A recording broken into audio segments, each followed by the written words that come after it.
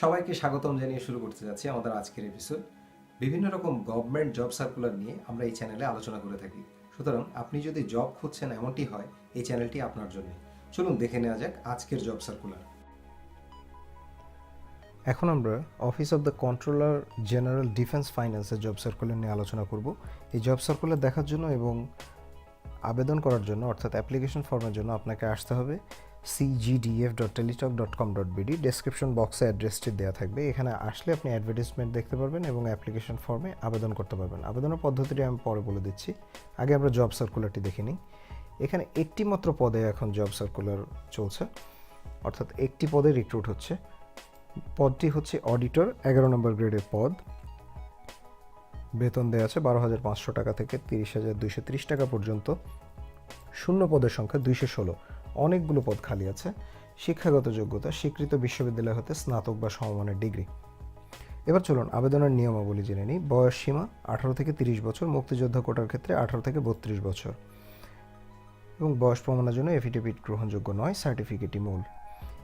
এই ওয়েবসাইটে এসে আপনাদেরকে যেই অনলাইনে আবেদনপত্র শুরুর তারিখ 20/2/2019 সকাল 10টা এবং অনলাইনে আবেদনের শেষ তারিখ 19/3/2019 অর্থাৎ 19শে মার্চ 2019 বিকাল 5টা, অর্থাৎ 19 তারিখ বিকাল 5টার মধ্যে আপনাদেরকে আবেদন করতে হবে এবং আবেদন করার পরে সর্বোচ্চ 72 ঘন্টা সময়ের মধ্যে SMS এর মাধ্যমে পরীক্ষার ফি জমা দিতে পারবেন।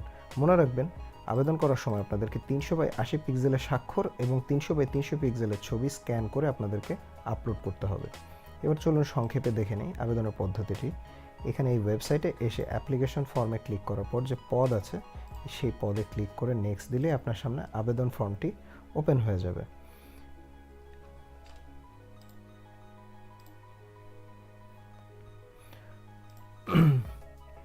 এখানে দেখুন যে আবেদনপত্রের যে ফর্ম আছে সেই ফর্মটি অন্যান্য গভর্নমেন্ট জব সার্কুলার এর ফর্মের মতোই applicant name, father's name, mother's name, নাম, পিতার নাম ইত্যাদি সমস্ত ইনফরমেশনগুলো দেওয়ার পর আপনাদেরকে জন্ম তারিখ দিতে হবে। জন্ম তারিখ, লিঙ্গ, ন্যাশনালিটি,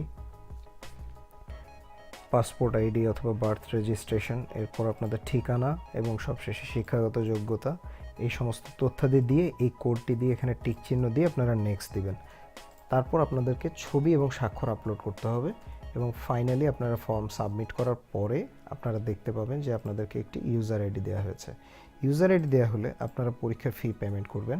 এখানে পরীক্ষার ফি পেমেন্ট করার সিস্টেম লেখা আছে এবং তার চেয়ে বড় কথা হলো যে আপনারা পরীক্ষার ফি দেওয়ার পরে আপনাদের কাছে একটি পাসওয়ার্ড পাবেন, যে পাসওয়ার্ড দিয়ে আপনারা পরবর্তীতে অ্যাডমিট কার্ড ডাউনলোড করে নিতে পারবেন। তো আজ এ পর্যন্তই। সবাই ভালো থাকবেন, সুস্থ থাকবেন।